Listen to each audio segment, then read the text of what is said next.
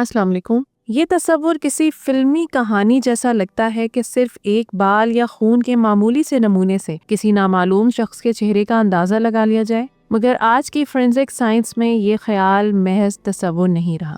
حالیہ سائنسی تحقیق نے یہ دکھایا ہے کہ انسانی ڈی این اے نہ صرف ہماری شناخت رکھتا ہے بلکہ ہماری ظاہری خصوصیات کے بارے میں بھی حیران کن حد تک معلومات چھپا کر رکھتا ہے۔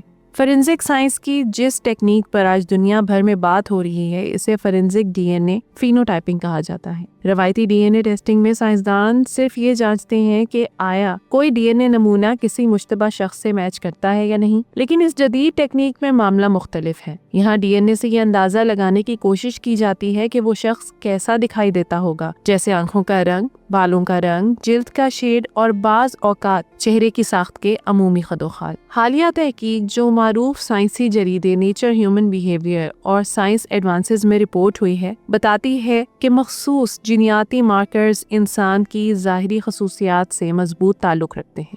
جدید مشین لرننگ ماڈلز ان مارکرز کو ہزاروں چہروں کے ڈیٹا سے ملا کر زیادہ درست پیش گوئیاں کرنے لگے ہیں۔ سائنسدان خود واضح کرتے ہیں کہ یہ پیش گوئیاں تصویر نہیں بلکہ شماریاتی امکان ہو سکتی ہیں، یعنی ایک ممکنہ خاکہ، کوئی حتمی چہرہ نہیں۔ یہاں سائنس ایک اہم حد بھی قائم کرتی ہے۔ فورینزک ڈی این اے فینوٹائپنگ ابھی مکمل شناخت کا متبادل نہیں، یہ کسی شخص کا نام یا مکمل شناخت فراہم نہیں کرتی بلکہ تفتیش کو ایک سمت دیتی ہے۔ مثال کے طور پر اگر کسی جائے وقوع سے ملنے والا ڈی این اے بتائے کہ مشتبہ شخص کی جلد گہری ہے، آنکھیں بھوری ہیں اور بال سیاہ ہیں، تو تفتیش کا دائرہ ہزاروں افراد سے سمٹ کر ایک محدود گروہ تک آ جاتا ہے۔ مگر سائنسدان اس بات پر زور دیتے ہیں کہ اس ٹیکنیک کو تعصب یا حتمی فیصلے کے لیے استعمال نہیں کیا جا سکتا۔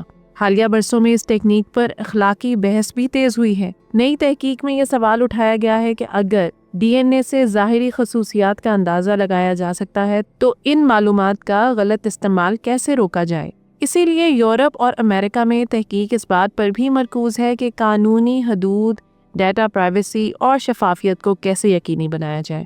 سائنس یہاں رفتار کے ساتھ احتیاط کو بھی ضروری سمجھتی ہے۔ یہ ٹیکنیک ہماری روزمرہ زندگی سے اس طرح جڑی ہے کہ یہ مستقبل میں جرائم کی تفتیش کو زیادہ سائنسی اور کم قیاسی بنا سکتی ہے۔ پولیس کے لیے یہ ایک اضافی اوزار ہے، حتمی فیصلہ نہیں۔ تعلیمی میدان میں یہ مثال سکھاتی ہے کہ بائیولوجی، ڈیٹا سائنس اور اخلاقیات اب الگ الگ شعبے نہیں رہے بلکہ ایک دوسرے سے مضبوطی سے جڑے ہوئے ہیں۔